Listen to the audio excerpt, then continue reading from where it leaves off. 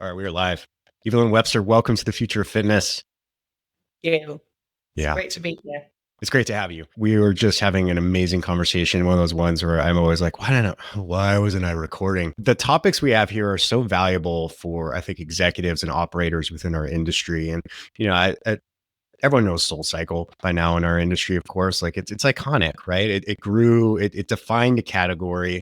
You guys are still, out there doing the work, you know, changing with the ever growing demands of the consumer, which we're going to talk about. And the topics that we've isolated today are something that I talk about frequently in this podcast, and oftentimes, during meetings or in the hallways of events, which is, how is the fitness consumer changing? Everyone wants to know. Right. There's a lot of different things from the generational changes of the younger, and the push for health, right. And the focus on wellness and where they're spending their money and how they're spending their money, how they're making those decisions. So I know you guys have put a lot of time and research into that. So that's going to be a great topic. And then how is SoulCycle itself adapting? How do you take an iconic legacy brand, continue to push it forward and adapt as these changes come forth? And then, of course, we can't get out of a conversation nowadays, even without talking about artificial intelligence. It's too prevalent.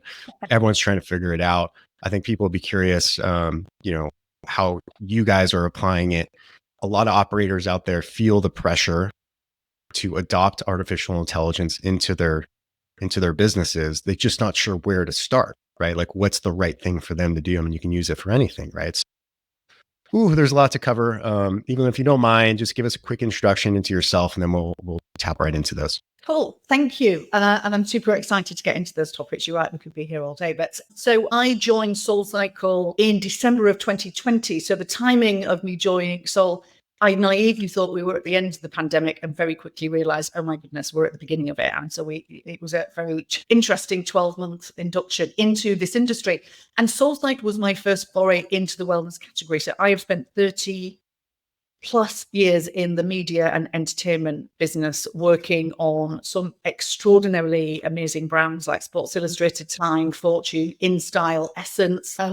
So I worked in lifestyle media, sports media for a very long time. And then in 2016, I joined a global news platform called The Guardian. You may detect from my accent that I am British. The Guardian I love your is accent. also a British-born, thank you, I love yours, a British-born but now global news platform. And 2016 was a really interesting time in America to get into the news category because we just had an election. And so I decided that was a very interesting time for me to really narrow my media focus and get specifically into news, which I did for 4 years. And then in 2020, of course, SoulCycle, a brand that I had long admired and had been a very active member of the Soul community, I saw that they were looking for a CEO. And whilst many people during my interview process told me that I was not actually qualified for the job, I managed to persuade them that I totally was. And that's when I joined Soul in December of 2020. Yeah, interesting time. We don't have to relive those times. That's not what today's podcast is about. No.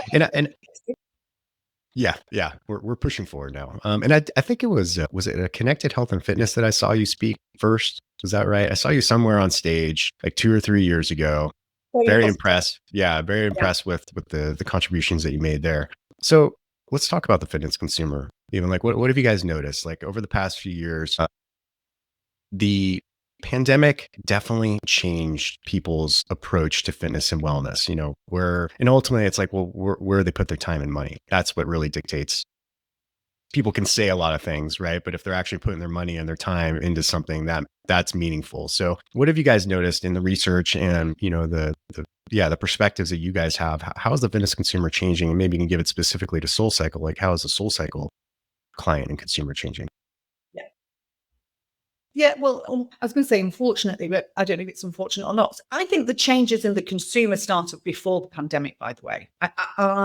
My observation from all the research that I had access to when I got to Soul and then the research that we get to be done, the changing behaviors started prior to the pandemic, but there's no doubt that the pandemic really accelerated them. And look, I've talked about this a lot, and I think we all know this. The definition of fitness or the definition of wellness is much broader today than what it was historically. And so for us, what's interesting is, I remember when I first started SoulCycle, people would say, oh, you must be really worried about Peloton. And it's like interesting. I admire Peloton. I think it's a tremendous brand. Actually, they are one of hundreds and hundreds of competitors. The cold plunge studio down the street is also a competitor of SoulCycle, because consumers are thinking about wellness in a much broader sense. I think that is a very fortunate move. I'm happy with that, because it's better for the consumer to have a really well-balanced perspective of and understanding of what wellness means for them. It's like your mental health, emotional health, as well as your physical fitness. So we've definitely seen that shift accelerate through the pandemic, but it started before. Most recently, or more recently, what we are seeing in the industry, and SoulCycle is also wrestling with consumers who not only want variety, but they want value. So this kind of real shift towards variety and value is something that we are contending with, because 19 years ago, when SoulCycle was founded, and certainly for the first decade of our life, we had what we call ride and dine. They just rode at SoulCycle, as I did, right? Before I joined the company, I was coming to SoulCycle 5-6 times a week. It was my primary pursuit.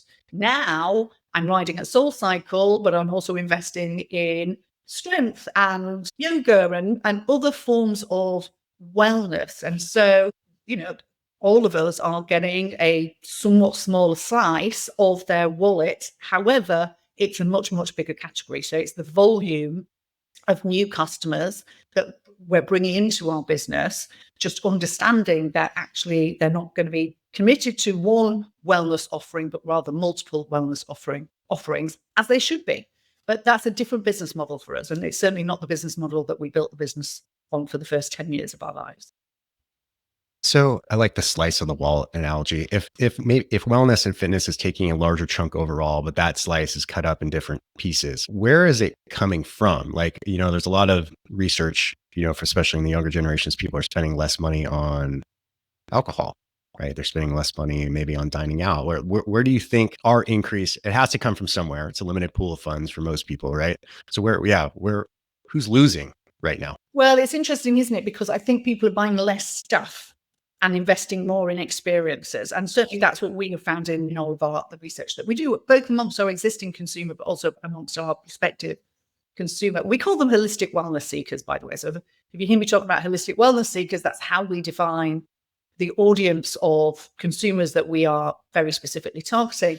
And what we have found is that they're buying less stuff. They might be drinking less, they might be eating out less, but they're buying less stuff, right? Because they're deciding to prioritize experiences. This is particularly true of younger consumers. And so where is that money coming from? Well, it's coming from them just reprioritizing what is more important to me. What's more important is my mental, physical, and emotional health and well-being. And how do I address that? Well, I address that through creating amazing memories and experiences. And wellness, fitness falls into that category. So it is, as we all know, a big, valuable and growing category. And I think people are just buying less stuff in order to prioritize their broader wellness journey, which is great.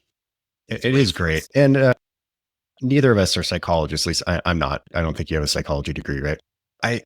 No. What do you think Definitely is the not. psychology of the shift? Like, is it that, my theory is that a lot of, especially my age, so I'm, in my upper 40s now, and my mom is in her 80s, and I'm starting to see what it's like. I've been seeing it for decades, because my father passed away in 2019, of like how you need to take care of yourself and what those latter percentage of your years can look like, whether or not you took care of yourself or you didn't. So to me, that's a huge influence on my generation, is like, okay, well, we got to start taking care of ourselves, right? Because those last 10 to 20 years can get pretty nasty if you're not focusing on your wellness. But in the younger generations, I'm curious, like, what do you think, people in their 20s or early 30s, like, what is driving this push towards wellness and experiential spending and things like that? It's great. I envy it. I wish I did it earlier, but I'm wondering if you put any thought into that. Yeah, do you know, it's interesting. It's a really great question. And I will say, I haven't put a huge amount of thought into it very recently, but I used to do a lot of work in this space to understand the psychology of consumers and the motivations of consumers, particularly younger consumers. And if you just look at the world around you, and if you think about what younger generations have lived through, then, this is why it's very interesting for me, coming from like most recently in media, working in the news category.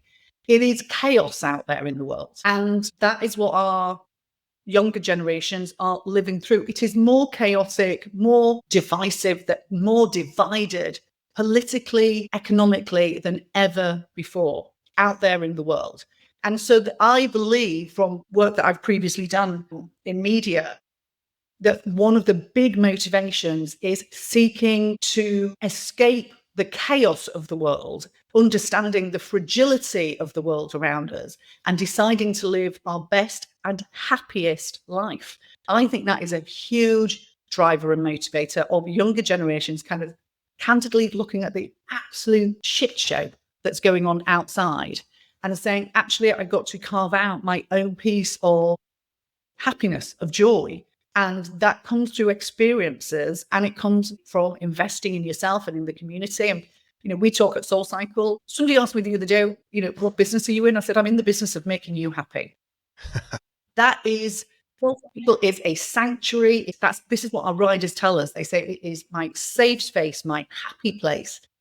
And we work really, really hard in service of protecting that sanctuary. And I think that is being driven by consumers who seek to escape the chaos of the world around them. I think that's true for SoulCycle, but I think it's a huge motivator of these generations that are observing more divisiveness in the world around them and seeking to escape it and create their own reality, which is happier, healthier, and more joyful, candidly. So I don't know that for a fact. I haven't done that research very recently, but that's certainly the echoes of the research that I did when I worked in media and entertainment. I think it is more true today than perhaps it was even then. Yeah. Well, I think that resonates. I really do. And I'm curious. I may actually do some research on this later today in a time gap I have, because now I'm generally curious about what's driving it from a psychology standpoint. But I think it's spot on. So, you look at these shifts in fitness consumers and wellness consumers, Evelyn, and as a leader of a company like SoulCycle, how do you adapt your brand, your services, your offerings, and as we were talking earlier, like what are the levers you can pull as a leader to adapt and change? Oh, we've got so many. It's interesting. We've got an abundance of levers. I think the biggest challenge is understanding which ones you want to pull first. So one of the pieces of work that I did when I first arrived at Soul was this really to understand the brand DNA. So what's interesting when you are such an incredible brand, we had amazing founders with this incredible vision for what SoulCycle was. And obviously we scaled as a business very, very, very quickly. What I found when we got there is we hadn't really codified the brand. And if you ask 20 people, both internally and externally, what is SoulCycle, they'd all say slightly different things. And so we invested quite heavily in a piece of work so that we understood what are the unique characteristics of SoulCycle. What is it that we do so uniquely that give us our own competitive advantage? And the reason that I did that piece of work was because we were beginning to look at what's the growth plan, what's our vision for the next 10 years. And we needed to understand how far could we push this brand. And what I learned from that work, which was really fascinating, is that SoulCycle is not tethered to the cycle.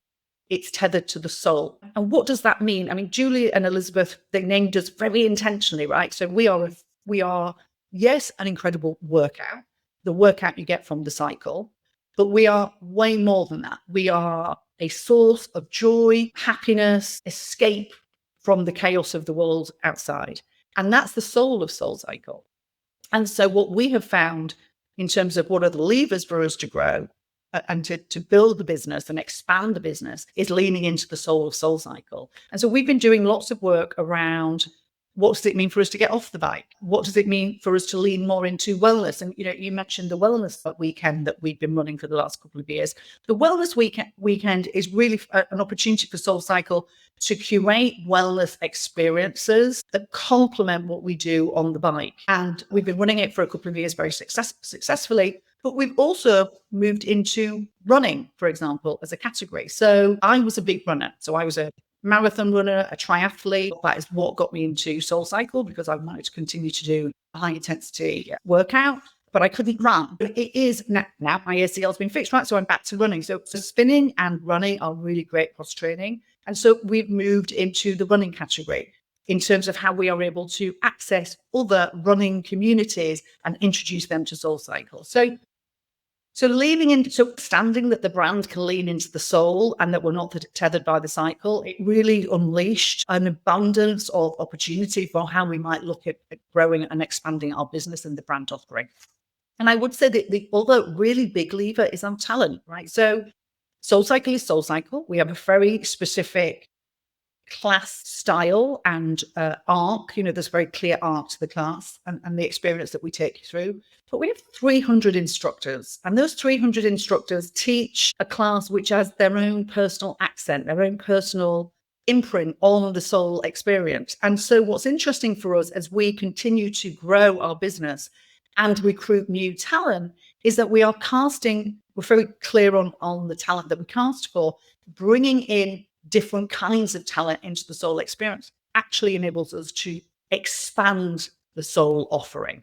And so we're very intentional around casting. We have lots of archetypes that we think about when we are thinking about the instructors that we are bringing into our business. So I think there's two really huge levers there. One, this crystallization that the brand is tethered to the soul, not the cycle, gives you permission to get off the bike and do quite interesting things, particularly in a category that is rapidly evolving and expanding, but also continuing to invest in the phenomenal talent that we have, both on the bike with the instructors and the archetypes that we have when we think about our talent, but also our studio crews. From the moment you step into SoulCycle, the experience that you have through the welcome that you receive is very much the thing that contributes to it being your safe space, your happy place.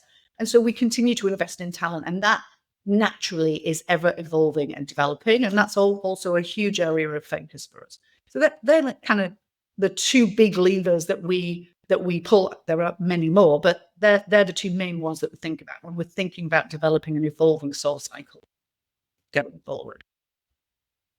My approach to fitness has traditionally been a very, I'm trying to think the right word here, masculine in approach. And I don't mean that in any way. Like I was always great programming, sets, reps, and schemes, and, do the work, get the rest. Like it was always by the numbers, and it was like that.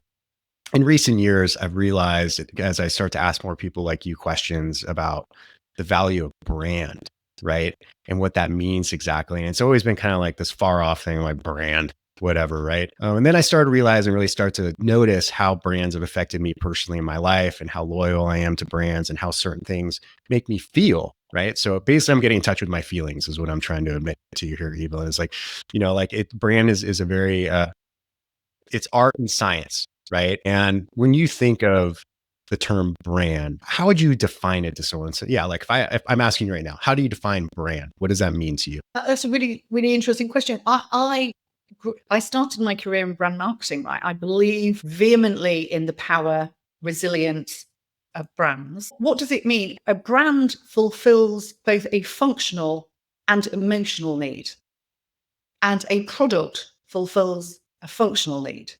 And the brand strength of having both a very practical and functional relationship with your consumer, but much more importantly than that, fulfilling an emotional need with that consumer is the thing that makes brands resilient. And so for me, when I think about what is a brand, it's how does the brand make you feel? Yes, of course, the product offering has to be really robust. It has to be brilliant, and it has to continue to evolve and develop. That's table. Strong product, that the experience that you have in our studios, in the studio and clipped in on the bike, that 45 or 60 minute, that's the product, and it has to be phenomenal, and it is. But it's the feeling that you are left with. And that is why we invest as heavily as we do in casting for incredible talent. We do not accept anybody to come and teach a class at SoulCycle or work in one of our studios, because it's the feeling that you are left with that makes SoulCycle strong. So when I say to you, we are a sanctuary, we are the happy place, the safe space, they're not my words. I'm not telling you that that's what SoulCycle is. That's what our community tell us we are. That is the strength of a brand. That is a feeling. And so for me, when I think about brands, it's yes, of course, we provide a phenomenal workout without question, but we are more than that. We are a feeling. We make you feel happy, safe, joyful. Where else would you go to a nightclub at 6 o'clock in the morning and dance? like a crazy person. That's what you do at SoulCycle. Why do you do it at SoulCycle? Because we make you feel joyful. And that is the power of a brand. It's the feeling as well as the function. Yeah, well said. Well said. And one of the ways I know to leverage a strong brand is retail. And there was a recent article that I read about you guys that you're really making a big push into retail. You want to really make that a larger percentage of the total revenues. And so to talk about that move, what are you guys doing there? What's the strategy and tactics behind that? So, our retail business has always been a reasonably I was surprised when I got to SoulCycle at how big that chunk of our business was, which is great. And essentially what we have done historically, I often describe it as merchandise. And it's interesting because, sometimes I say that I work in fitness, sometimes I say I work in wellness, sometimes I say I work in the entertainment business. Coming to SoulCycle can feel like you're going to a concert. And so our approach to retail historically has been a little bit like, oh, I've been to the concert and now I'm going to buy the t-shirt. It's been quite a merchandising strategy. And that has worked very, very, very successfully. And all credit to the teams of people that have driven that. But that's why retail has been a reasonably chunky size part of our business. All we're doing now, candidly, is we're pouring petrol on the fire because our retail business has been growing very, very, very, very rapidly. And so we have expanded outside of apparel. So introducing new categories, nutrition, hydration, other consumable products. So the strategy around our retail business and the reason we think it could be a bigger proportion is, one, we're just enjoying phenomenal growth right now.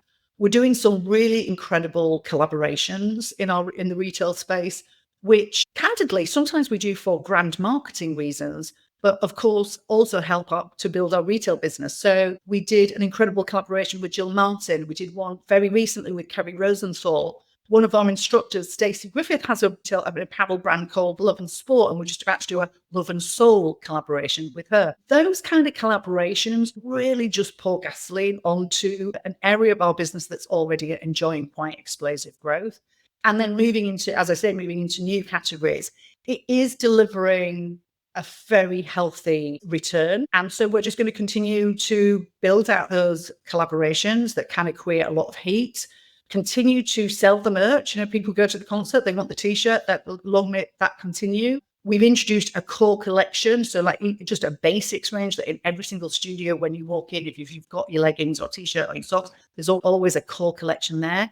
But also moving into these new categories that just give you more optionality as a consumer. That is what's helping to build that business. And we just think there's more opportunity there that we should be leaning into. And so we've got an amazing head of retail called Emily, and she has brought a lot of retail expertise into our business. And so whilst I think historically we've thought about retail much more as a kind of merchandising business, I'm now looking at it as here's a business within a business that has the opportunity to independently be a much bigger part of what we do going forward. And that's what we are leaning quite heavily into right now. Yeah. Yeah. I like that play. It's a really good lesson on how to leverage a mature brand as well. It's like, how do you extend that out? And it's interesting. I'll be very keen to see how that progresses. I think it's going to do really well. Let's get into the belt. It's interesting, that's why I said to you, sorry, I was just going to talk about, the collaborations that I mentioned. We, of course, are seeking to continue to grow our business. And one of the ways that we need to do that is by getting out of our echo chamber. That's why, I mentioned holistic wellness seekers to you before. Those retail collaborations I mentioned, they are one of the marketing levers that we have to get outside of our echo chamber. And that's how we drive revenue growth. So these things, whilst we're not siloed, we think about these things really very much as a matrix. Like our retail business is a very big standalone part of our business, but it also feeds into the brand marketing and how we think about brand acquisition. So these things are really wedded together in a very intentional way. And I think that's really important. Yeah, it is. It's really important. It's great lessons for leaders too, within this category, especially.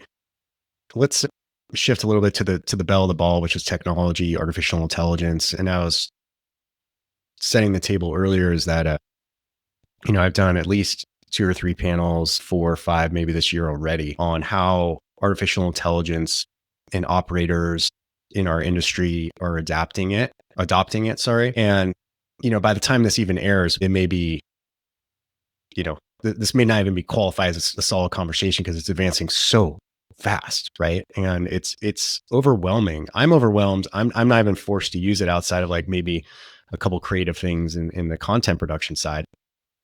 But a lot of operators are struggling, right? They want to know, okay, for my specific business, where do I start?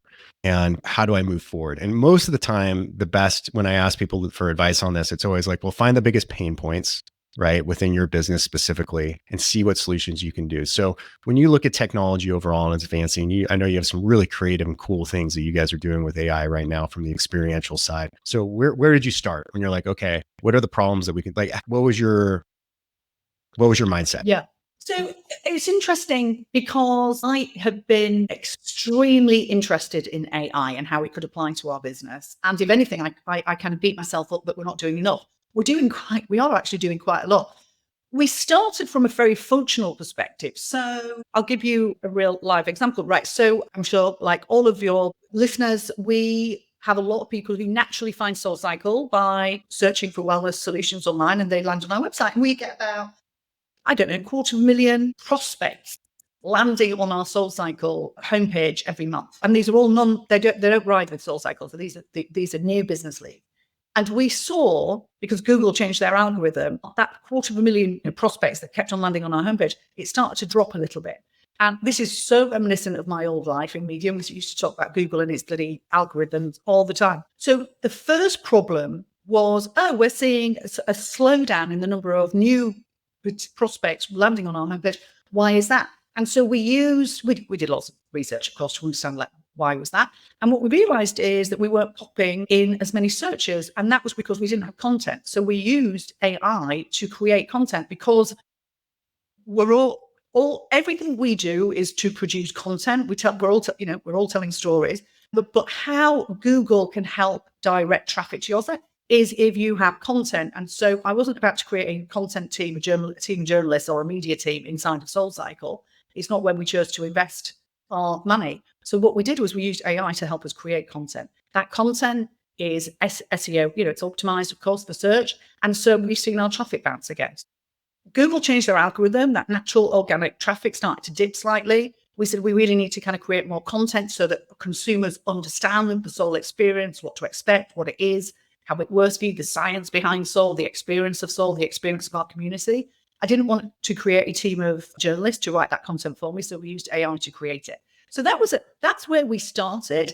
I want to produce more content than we currently do. How can I do that without having to invest in a huge team? We used AI, and then we've got an amazing team, of course, that copy edits and make fact checks and does all the kind of subbing that's required. But the creation of that content was the first time we played in AI. That was the start. And it was like somebody just flicked a switch in my life. And I thought, okay, let's apply that learning to all of our marketing. So we now use AI to help us test language in our advertising. So does this headline work versus that headline? And AI does that for us. We have lots of, I'm getting into a lot of technical language around our marketing, but we have different messaging themes. We're all trying different messaging themes. AI enables us to do that. Then I went to a fashion conference and heard a presentation that a lot of the luxury fashion brands were using AI instead of managing very, very expensive fashion shoots. And I thought, that's interesting. We do lots of fashion shoots. I wonder if I can use AI for that. So I tried and failed. I will say failed. Catastrophic.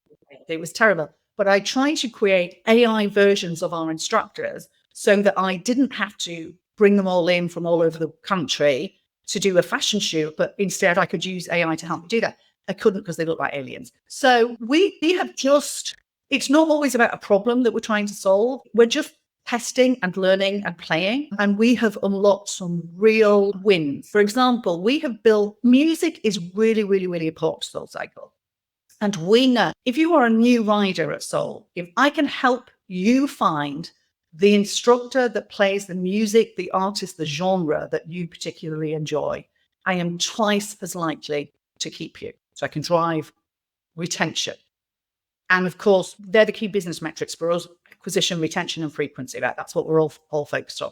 So we have built a tool that enables you to find an AI-driven tool that helps you find the instructor that is going to play the music, the artist, the genre of music that you are more interested in and engaged with.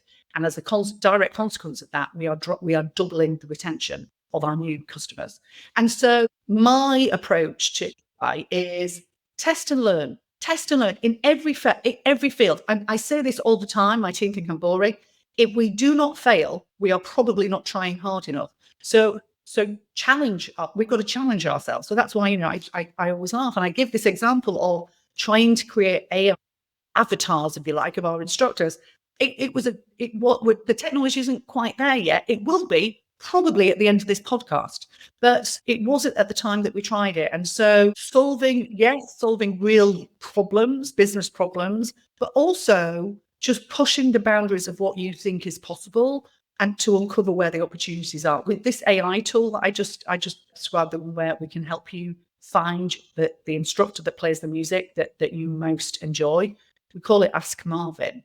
Marvin happens to be our global head of instructor talent acquisition. And so all of the instructors that join us are handpicked by Marvin. So this AI tool is called Ask Marvin. And we will actually make that publicly available. We use it ourselves for our own internal purposes, but actually we're going to publish that externally so that any of our riders can say, oh, I'm in LA and I love riding with Marvin in New York. Who should I be riding with in LA? And because of all of the AI inputs from Reddit, Spotify, instructor archetypes, bios, and the energy and vibe that our existing riders tell us about, all of those are inputs into this Ask Marvin tool so that you are able to, Eric, decide, actually, I really love hip hop and I live near Nomad. Who should I ride with? Oh, you should ride with Tremel. Oh, I really love Marvin. I'm going to find myself in Denver. Who should I ride with? And so it's a tool that we've built that helped us internally to drive retention frequently. But actually, it's a tool that we are going to make available to our riders. Yeah. Yeah, that's super interesting. I mean, when people think about retention across this industry, and like V comes to mind. You and I were talking about that company, and they use data to identify specific timings and messaging, things like that needs to go out to each particular. That's how we kind of think about. That's always the way we've looked at retention, right? Is like, okay, we got to time it right with the right message to the right person, and we got to know what they're at risk, which is great, fundamentally great. Right. I don't think but there's also like, this is a very creative way to focus on retention, right? It's like, well, how do we improve the experience and personalize it? And you're personalizing through music selection and, the feeling, the experience of it. So there's a lot of creative ways. And I love how you tell people, you gotta test and fail, reiterate, keep testing, right? Keep running tests. Like that's the only way to do it. And I get asked quite often too, is like, well, what should operators be doing right now? I'm like, well, use it. Like you just got to use it. You should have something open every day. I have ChatGPT and, I have 3 different ones open all day. And I'm constantly using it for different things. I'll ask them the same question 3 different times, right? Across the board. And I'm curious, what specific tools do you guys use like for content? Is there a specific tool of choice that you guys like? I like Claude. It's helped me produce 100 times more content than I could do on my own. So yeah, what do you guys like? Yeah. So honestly, I actually don't know what tools that the teams use. We started as simply as using, at the very beginning, we've become much more sophisticated now, of course, as we learned more, but we started at the very beginning just using ChatGPT. Like literally, at a very basic level, we wanted to understand what a number of different platforms would enable us to produce. And so we started at the most basic with what's widely available. Just use Gemini or ChatGPT or whatever those freely available tools are to see what they deliver. And then obviously we worked with a specific company when we were looking at doing, I was trying to do my AI avatars of instructors and so on, but looking at different tools and different platforms as that strategy kind of evolves and you see what works and what's important. And so, the specific tools that the team use, I actually don't know, but you don't even need that much knowledge to get going. I went to and Lorraine Toohill from Google was talking, and she said exactly what you just said, which is obviously Google have got Gemini. Just start using it. Just open it on your desktop. Just start using it now. Learn about its potential, and as your understanding of the tools becomes more sophisticated, and that you understand what it potentially can do for you, then you can start to lean into other platforms and programs that will help you achieve that. But at the most basic level, just start using what's they're freely available on your desktop. Yeah. Yeah. And it's, you also start to, by using it, you start to see the limitations of it currently. I mean, those are changing all the time. Like I can ask it certain questions and I'm like, that doesn't make any sense. And then I'll ask the question a little bit differently and then it comes back with a better answer. And, and sometimes you just got to be playful. Like I asked it just a couple of weeks ago. I'm like, hey, if you were going to play a sport, what sport would you play and why? And like, the GPT came back with this very specific, it was, okay. So it said water polo, right? And then explained why. And then I'm like, well, wait, I played water polo. Are you just messing with me? And they're like, oh, we had no idea, or I had no idea. And I'm like, all right, this is now I got to leave. I got to walk away from my computer. This is getting too weird and creepy. Right. Yeah. But I think So I think just being playful with it and testing and things like that. And don't be scared to try and fail with it. I think that's really important because here's the thing. Everyone else is failing with it because no one knows how to use it yet. That's right. So it's okay. That's right. We'll only learn if we start to play with it, which is why, I've always had a kind of a test and learn strategy. It's like, just try it and see. We also, and it's not just about AI, I mean, technology writ large is such a huge enabler. At SoulCycle, we used to have something called Soul Beat. So we are not about metrics. We are entirely about music. We ride to the beat of the music. That's why it feels like going to a party or a concert. It's so joyful. And we're really proud of that. And it's really, really important. But we introduced a piece of technology called SoulBeat, and it was just a piece of hardware that we put on the cranks, and it would measure, your output calories and so on and so on. But it wasn't really scalable, and it was a bit of a clunky piece of software. And so we very recently integrated with Apple Healthcare, and it's a very soul way of getting metrics, right? Because if you choose to wear a wearable, whether that's a Whoop or an Aura, or you've got your, Apple Watch on, you can now get full metrics from your rides at SoulCycle. We integrated with Strava. So if you're on the Strava platform, it'll also show up there. So using technology to serve your consumers in a way which is genuine and authentic to your brand. We're not about metrics. We're never going to have leaderboards at SoulCycle. But if you are the kind of person that does want your metrics because you want to see improvement, you want to see what your output, you want to know what your calories burned was, then that is very much available to you because we chose to integrate in a way that was authentic to the Soul brand. So technology is just enabling us to continue to evolve the SoulCycle experience in a way that is authentic to you and your relationship with SoulCycle. So it's not, for us, it's not in your face because we're not, that's not who we are. But if you want metrics, you can get metrics. And that's why we did that. So just constantly looking at all technology. And I have a brilliant head of technology called Drew. He comes from a very strong product background. He is constantly in my office saying, these are the new technology-driven tools, features, assets that we could be building. So for me, there's no shortage of opportunity from how we leverage and deploy technology. The challenge is not what, it's just what first. Yeah. Well said. Very well articulated. And I think that's going to help a lot of people with their, just their mental and strategic approach to how to do this. And I just want to add that I don't think this is a nice to have anymore. I think it's a must have. I think you have to have these logical AI driven solutions. It doesn't have to be overbearing, but it should fit in nicely, like you're saying, with the brand experience itself, because client expectations and consumer expectations, especially as the younger generation, they just expect this, right? If you don't have something that's personalized within the experience in the next few years, like they're going to be like, well, what is this? Was this a dinosaur? Like, no, we need this. So really great insights, Evelyn. So the last question I always ask here is, as an industry, what can we help you with? What are some of the biggest pain points? And I mean, that is fact, like if people are going to reach out and they're like, hey, I have a solution for Evelyn. Like, Evelyn, what would you like to hear from people about? That's really great. So I have so many asks. One, I really, really want us to get outside of our echo chamber. So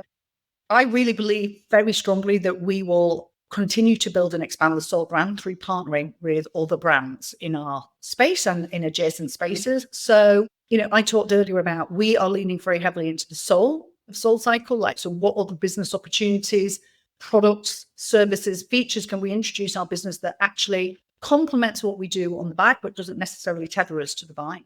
And so any thoughts, ideas, partnerships that any of the listeners bring to SoulCycle that help us push into more broadly the wellness space, help us get out of our echo chamber, really, really important. we, like everybody else, I talked about our key business metrics, acquisition, retention, frequency. They're really quite basic. If anybody has any thoughts, ideas as to how we push against any one or all of those metrics, I have actually brought a lot. It's interesting, actually, always being an outsider coming into this category, because I brought a lot of thinking from my media and entertainment days into SoulCycle. One of the things that I think is really powerful is that we get outside of our box and really talk to other industries, other adjacent industries, because we learn so much. So I'm very much in the fashion space. And so I still go to a lot of, fashion groups and conferences. I go to a lot of conferences and events in the media space. I think bringing that external perspective into our world really helps all of us, because we just expand the dimensions of how we're thinking about our business and how we're solving for some pretty common problems or challenges that I think we all share. So anybody that's got any perspectives on how we continue to drive acquisition, retention, frequency, partnerships that enable us to really lean into the soul of SoulCycle, launch new lines of business, which is what we're very interested in pursuing, and we have been pursuing. Then the two areas. And if anybody's got the kind of AI silver bullet, please tell me what that is, and I'll share what we've learned. I'd be really. We don't know what we don't know, which is why I think your point about it's here, it's me. We've got to jump in feet first and just kind of figure it out. But any perspective from any of your listeners or any other partners about what they're learning from an AI perspective, what's working, what's not working, I'm super happy to share lots of detail about what we're doing, and I'm fascinated to hear what others are doing. Awesome. And if people want to get a hold of your team, specific to this stuff, where would you direct them to go? In terms of speaking to our teammates at SoulCycle? Yes. Well, anybody, I am a big fan of, giving our team access to others and vice versa. So anybody that would like to hear anything or contact any of my team, just email me, evelyn.webster@soul-cycle.com. I will be a lovely conduit, and I will introduce you to our head of technology, our head of global instructor talent, our head of marketing, anybody that the listeners would like to meet. I'm very happy to make that connection. Yeah. Awesome, Evelyn. Well, this has been a real pleasure. I think we cover some really important topics. And I think for the leadership in our industry, hearing your perspectives and how you're addressing these things with the unique opportunities that you have with SoulCycle, the brand, the technology, there's a lot of really great things you guys have going for you. And I apologize for the lag time and some of the people listening. I think my internet's bad today, even though I pay for really great internet. So that being said, it's been an absolute pleasure, Evelyn. Thank you for joining me. And ladies and gentlemen, Evelyn Webster. Thank you so much.